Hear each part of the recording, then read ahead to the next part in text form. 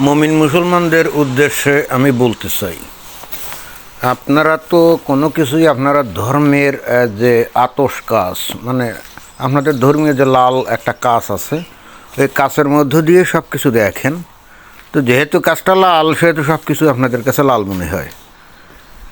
তো কেন কথাটা বললাম যে দেখেন, আপনারা যদি মনে করেন যে এই দুনিয়াটা আপনার, যেহেতু এই দুনিয়ার মালিক আল্লাহর, তাই না? অতএব এই দুনিয়াটা আপনারা অতএব যেখানে যা ইচ্ছা খুশি করবেন, আর অন্যরা বসে বসে ওই হাত কসলাবে, বিষয়টা মোটেও তা না। আপনি যেমন আপনার আল্লাহরে বিশ্বাস করেন, অন্যরাও তেমনি তাদের ঈশ্বরকে বিশ্বাস করে। এখন আপনাদের সর্বপ্রথমে এই প্রতীতিতে আসতে হবে, এই উপলব্ধিতে আসতে হবে, আপনার আল্লাহ এবং অন্যদের ঈশ্বর আসলে ভিন্ন কিছু না। যদি আপনি থিওলজিক্যালি যান, সৃষ্টিকর্তা তো একজনই হবে, তাই না? আপনি হয়তো আল্লাহ ডাকেন, অন্য একজন ডাকে তাকে ভিন্ন নামে, ইয়াওয়ে নামে ডাকে, যেমন এই ইহুদিরা। হিন্দুরা যেমন তাকে বিষ্ণু, ব্রহ্মা বা কৃষ্ণ এরকম ডাকে।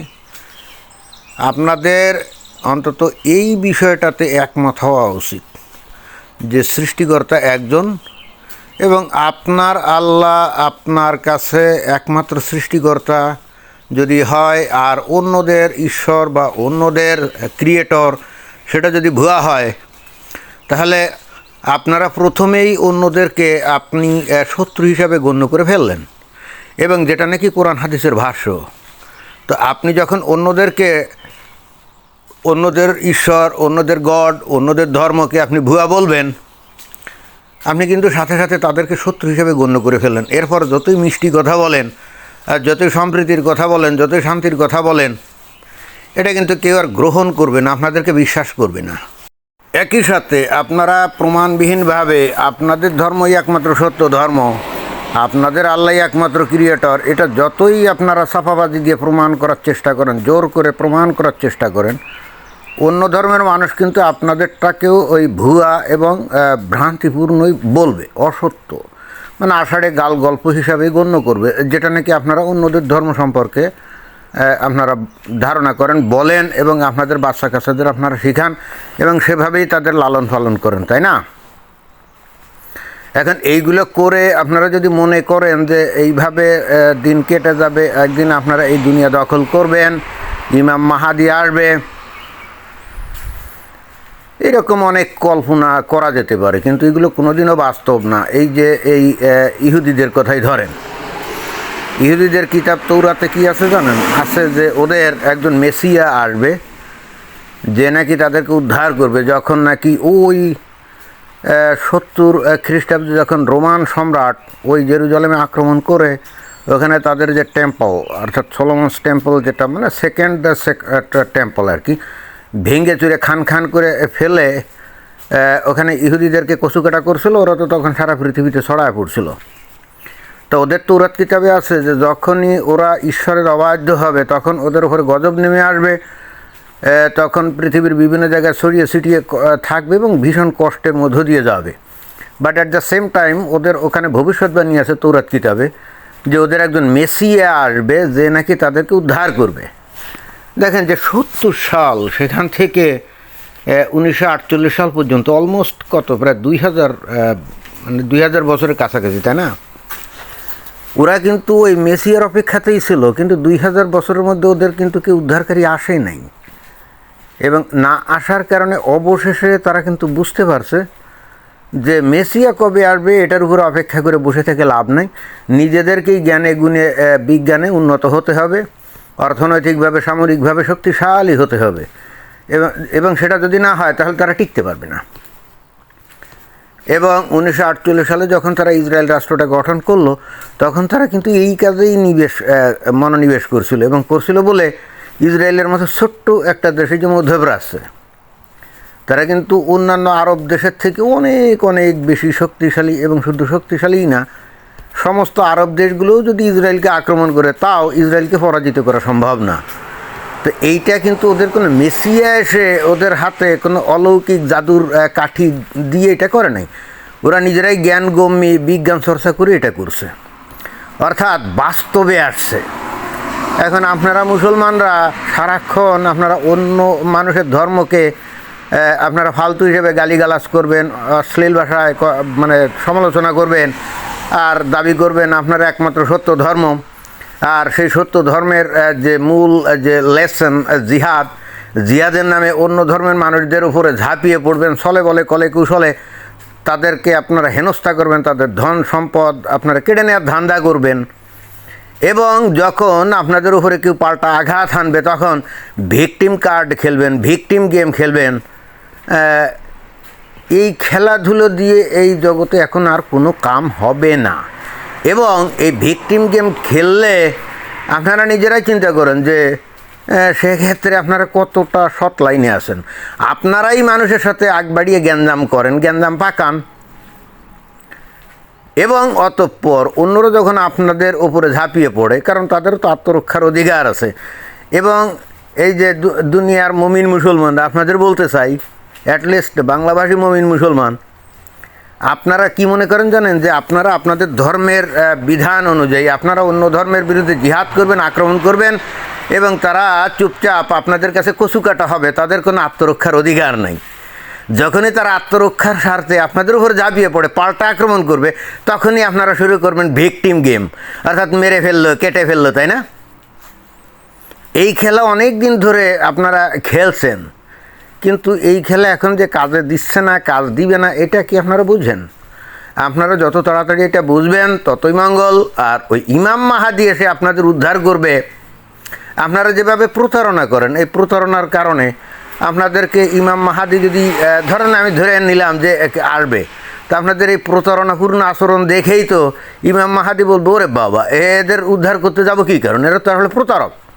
কারণ আপনারাই পায়ে পাড়া দিয়ে অন্যের সাথে গ্যাঞ্জাম করে যখন পাল্টা মার খান, তো তখন কি ইমাম মাহাদি যদি ন্যায়পরায়ণ হয়, সে কি আপনাদেরকে উদ্ধার করার জন্য এগিয়ে আসবে? বলেন আসবে না, এবং কেউ আসেও না।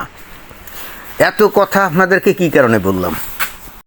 এই যে দেখেন, এখানে একটা খবর কি, ইসরায়েলে হেজবুল্লাহর নজিরবিহীন হামলা, অর্থাৎ অনেকগুলো রকেট নাকি মারছে ইসরায়েলের উপরে। ঘটনা কি, যে মুহূর্তে আমেরিকাতে এই লেবানন এবং ইসরায়েল এই দুইটা রাষ্ট্র শান্তি চুক্তি করবে বলে মিটিংয়ে বসছে, ওই মোমেন্টে ওই শান্তি চুক্তি যাতে না হয়, অর্থাৎ গণ্ডগোল গ্যাঞ্জাম যুদ্ধ বিগ্রহ যেন জিয়ে থাকে, তখন এই লেবাননে থাকা হেজবুল্লাহ ইসরায়েলের উপরে আঘাত আনছে। চিন্তা করে দেখেন, এই হেজবুল্লাহ কী জিনিস, লেবাননের মধ্যে থেকে আলাদা একটা প্যারালাল সরকার গঠন করছে, যারা কিন্তু লেবাননের অরিজিনাল বাসিন্দাও না, তারা কিন্তু পৃথিবীর বিভিন্ন ওই মুসলিম দেশ থেকে, আরব দেশ থেকে ওখানে ঢুকছে। মানে অধিকাংশ, কিছু কিছু আছে লেবাননের অরিজিনাল বাসিন্দা যারা শিয়া, এবং এরা এই লেবাননে একটা প্যারালাল সরকার গঠন করে, দেখেন লেবাননের সরকারকে পাত্তা দেয় না।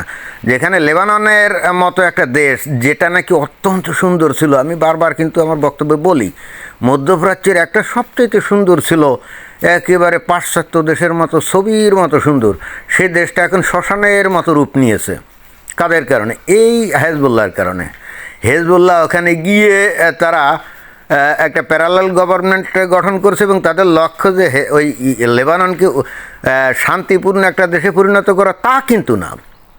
তাদের একমাত্র লক্ষ্য হলো ইসরায়েলকে ধ্বংস করা। চিন্তা করে দেখেন, তারা কিন্তু এর পরিণতির কথা একটাবারও চিন্তা করে না যে ইসরায়েলকে ধ্বংস যদি করতে গিয়ে তারা যদি বোমা মারে, তারা যদি রকেট মারে, তারা যদি গুলি বন্দুক মারে, তাহলে পাল্টা তারা যে ভয়ঙ্কর আক্রমণের শিকার হবে, এ নিয়ে কিন্তু তাদের কোনো কেয়ার নাই। এবং তারা তখন জীবন দিতে রেডি, অর্থাৎ এতই ফ্যানাটিক। আর এদেরকে এরকম ফ্যানাটিক বানিয়েছে কে? ইরান। এই যে আজকে ইরানের ওপরে এই যে ভয়াবহ হামলা চালালো এই যে এই ইসরায়েল, তাই না, আমেরিকাকে সাথে নিয়ে, কেন?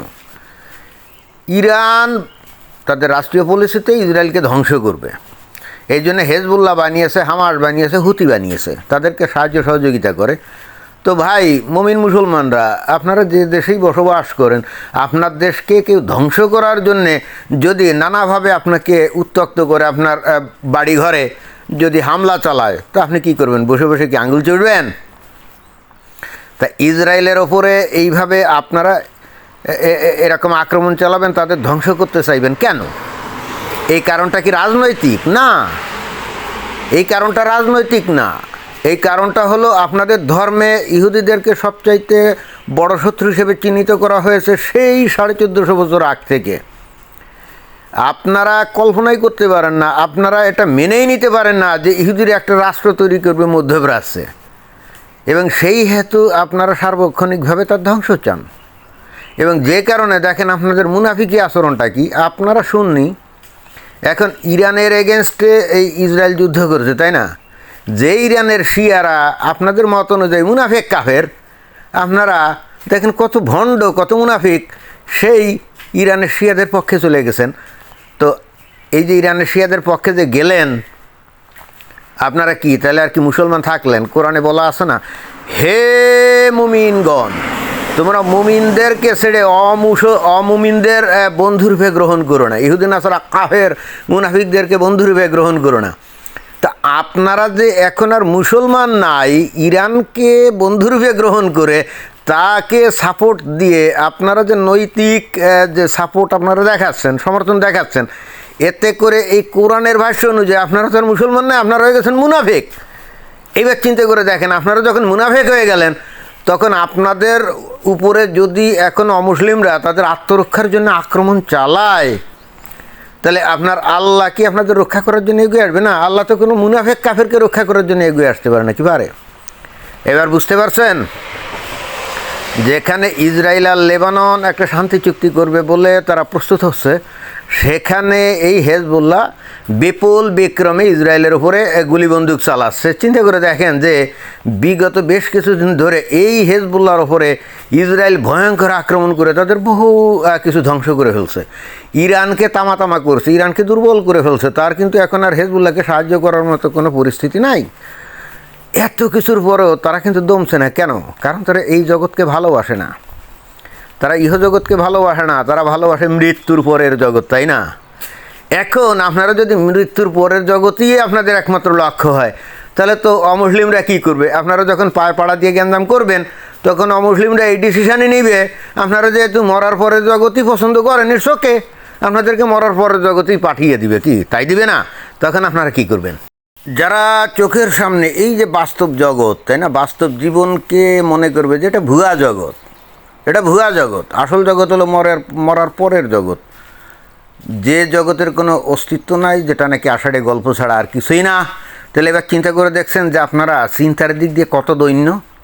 যে জগতে আপনারা বসবাস করেন, যে জগতে আপনারা কাজকর্ম করেন, সুখে দুঃখে থাকেন, পরিবার পরিজন নিয়ে থাকেন, তাই না, সেই জগৎকে আপনারা বলছেন এটা নাকি ভুয়া জগৎ। আর আসল জগৎ কোনটা? যেটা নাকি হলে কাল্পনিক, মানে মরার পরের জগৎ।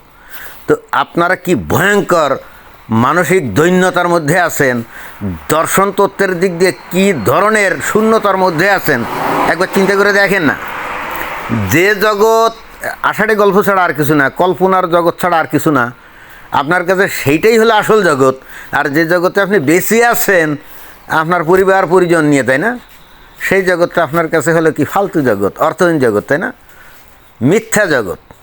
এবার বুঝছেন, আপনার জীবনটাই মিথ্যা, আপনাদের জীবনটাই মিথ্যা, এবং আপনাদের ধর্মীয় দর্শন অনুযায়ী আপনাদের জীবনটাই মিথ্যা। বুঝছেন? ধন্যবাদ।